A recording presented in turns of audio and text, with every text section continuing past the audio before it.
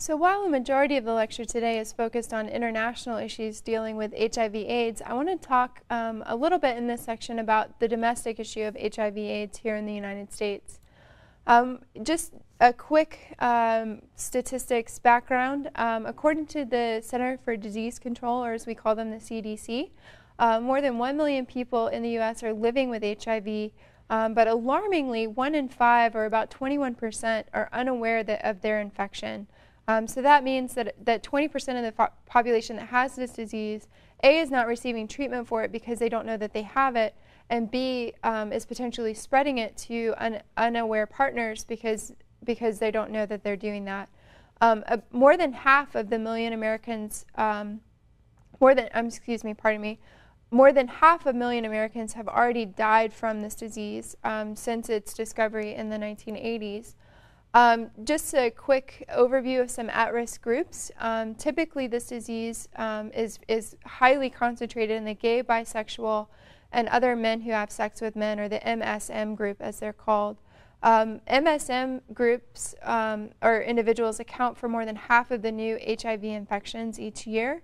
And the rate of diagnosis among this group is about 44 times that of any other male population, and more than 40 times that of women.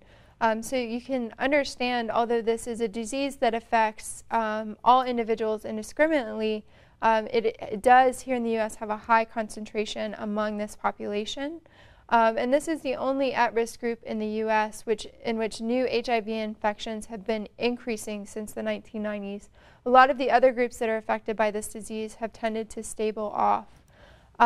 In terms of other at-risk groups, as I said, this is a disease that shows no discrimination, and heterosexuals and also injection drug users are at risk for this disease. Individuals affected through heterosexual contact account for about 31% of new infections, and about close to 30% of those living with HIV fall under this category. Women account for about 27% of the annual new HIV infections, and injection drug users represent about 12% of this population. This is a graphic from 2006, but it's a fairly stable population breakdown, and you can see that the MSM group does make up a majority of this pie of groups of new HIV infections. But intravenous drug users and heterosexuals are also at risk for contracting this disease. When we look at HIV, it also tends to affect minorities a lot more than it affects the larger population. The black population here in the U.S., although they account for only 12% of the total U.S. population, they account for almost half, or 46% of people living with HIV here in the U.S. And this group also accounts for almost half of the new infections each year. When we look at HIV incidence rates for black women, it's nearly 15 times as high than that of white women, and nearly 4 times that of Latino or Hispanic women. So when you look at HIV in minorities, it tends to concentrate within these groups. Here's another chart breakdown provided by the Centers for Disease Control that shows the prevalence rates of this disease in the different populations here in the U.S. Why it affects minorities to a greater degree, I think people are still trying to understand. But it definitely compounds the effects of poverty within the populations that exist in these minority groups. In the same way that assets, institutions, and individuals are affected in the developing world, domestically these people are affected as well. And a lot of times it becomes a debate of, do I provide food for my family, or do I pay for the medical care to treat this disease?